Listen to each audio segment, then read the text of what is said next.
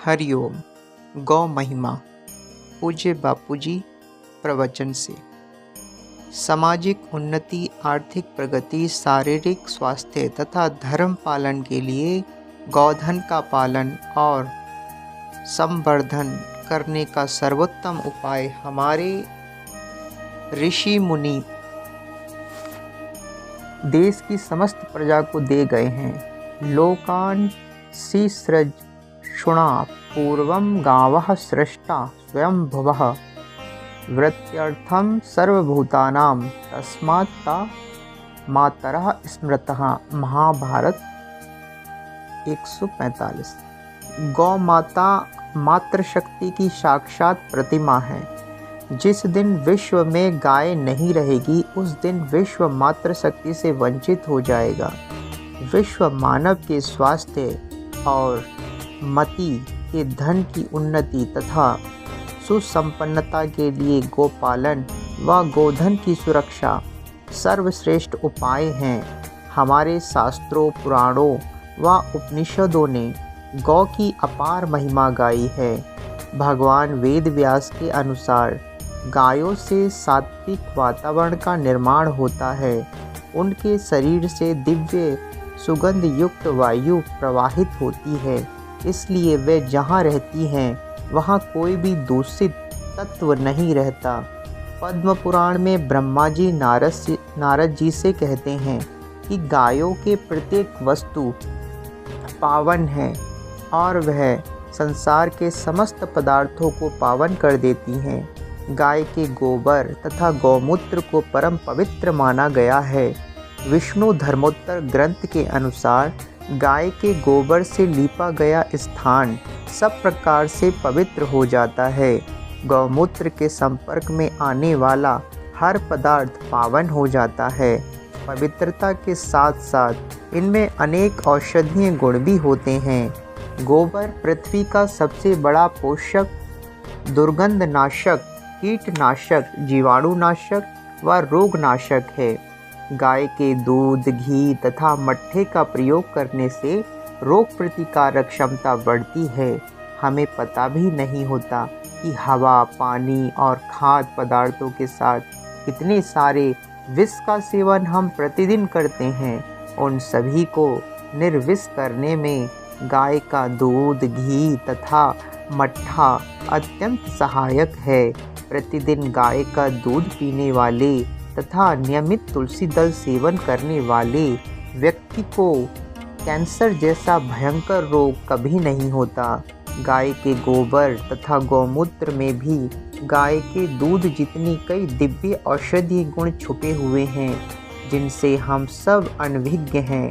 गाय का गोबर व गौमूत्र शरीर से मल, प्रकुपित दोष तथा दूषित पदार्थों को निकालकर शरीर को शुद्ध व स्वस्थ बना देते हैं।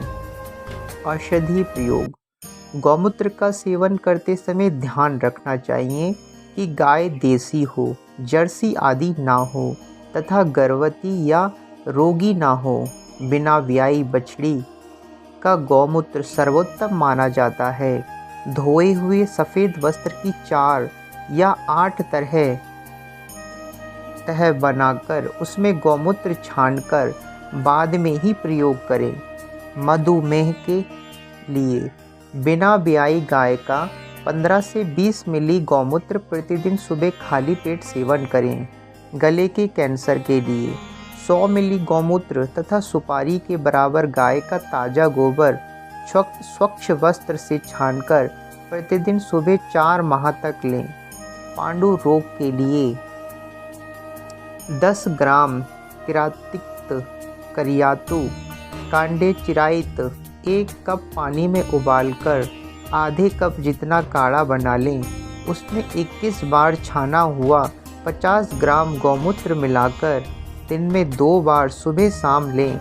इससे पांडु रोग के साथ जीर्ण ज्वर एवं सर्वांग सूजन भी ठीक हो जाती है। यकृत प्लीहा वृद्धि 25 मिली गौमूत्र में 20 मिली पुनर्नवा क्वाथ मिलाकर लें।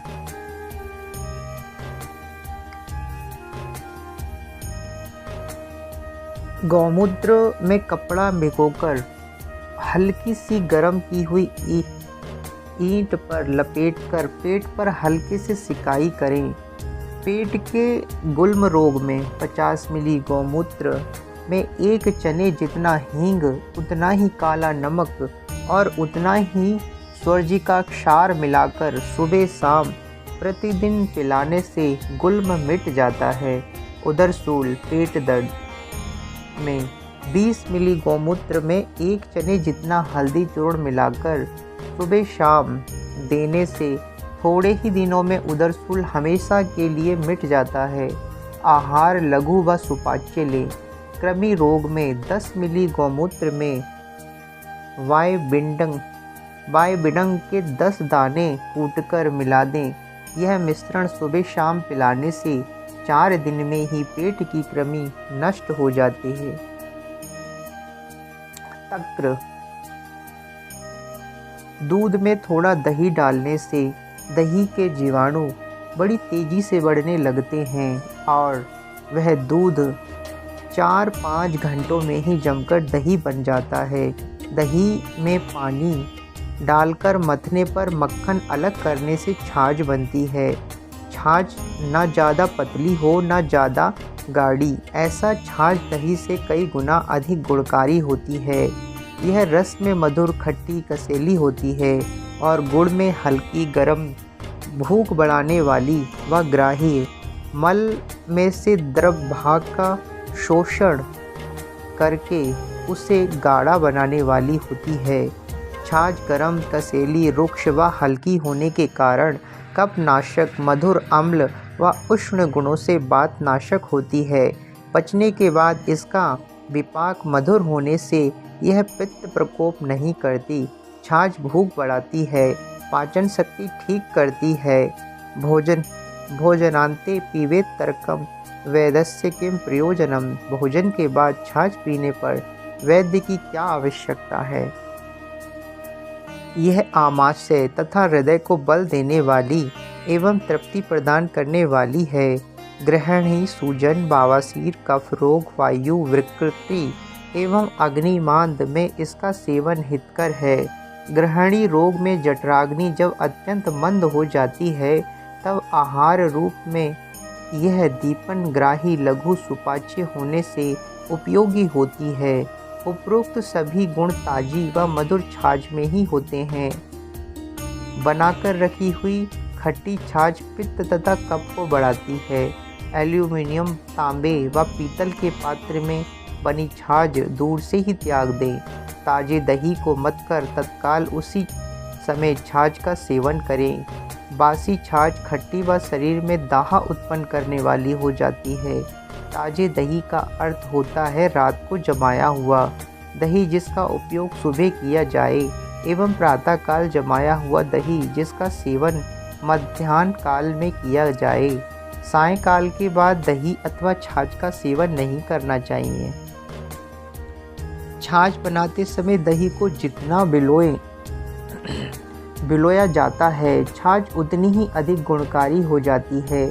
छाछ को तब तक मथना चाहिए जब तक मक्खन दही से अलग नहीं हो जाता। मक्खन निकाली हुई छाछ पचने में हल्की व कफनाशक होती है। मंदाग्नि वाले दुर्बल व्यक्तियों को तथा कफजन्य विकारों में, ग्रहणी, अतिसार, सूजन, बवासीर में ऐसी मक्खन निकाली हुई छाछ ही देनी चाहिए। जिनकी जठराग्नि प्रदीप्त हो ऐसे व्यक्तियों को बलवर्धनार्थ मक्खन सहित छाछ देनी चाहिए। ऐसी छाछ पचने में भारी होने के कारण उसमें मक्खन रहित छाछ की अपेक्षा गुण कम होते हैं। वातजन्य विकारों में पीपर, पीपली चूर्ण व सेंधा नमक मिलाकर, कफजन्य विकारों में अजवायन, सौंठ, काली मिर्च, पीपर मिलाकर तथा पित्तजन्य विकारों में जीरा, धनिया, मिश्री मिलाकर छाछ का सेवन करना चाहिए। औषधि किनाई अत्यंत लाभदायी है। भाव प्रकाश के अनुसार हींग, जीरा तथा सेंधा नमक मिश्रित छाछ का प्रयोग परम वातहर, रुचिवर्धक, पुष्टिकर, बल प्रदान करने वाला तथा ग्रहणी, अतिसार एवं अर्श बवासीर को नष्ट करने वाला है।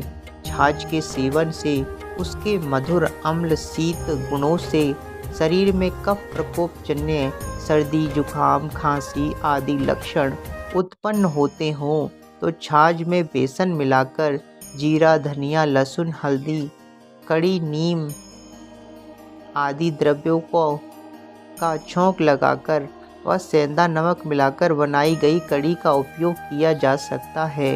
कफ जन्य रोगों में तथा अग्निमांद एवं अग्निमांद जनित ग्रहणी अर्श अतिसार में छाछ का प्रयोग प्रशस्त है। शीत ऋतु शिशिर व हेमंत ऋतु में छाछ का सेवन करना चाहिए। इसके विपरीत उर्क्षतः मूर्छा भ्रम दाह रक्तपित्त व पित्तजन्य विकारों में छाछ का प्रयोग नहीं करना चाहिए। उष्णकाल अर्थात शरद और ग्रीष्म ऋतुओं तथा भाद्रपद महीने में छाछ का सेवन निषिद्ध है। हरिओम हरिओम हरिओम। परम पूज्य संत श्री आशाराम जी बापू जी के सत्संग अमृत से गौ महिमा। नारायण नारायण।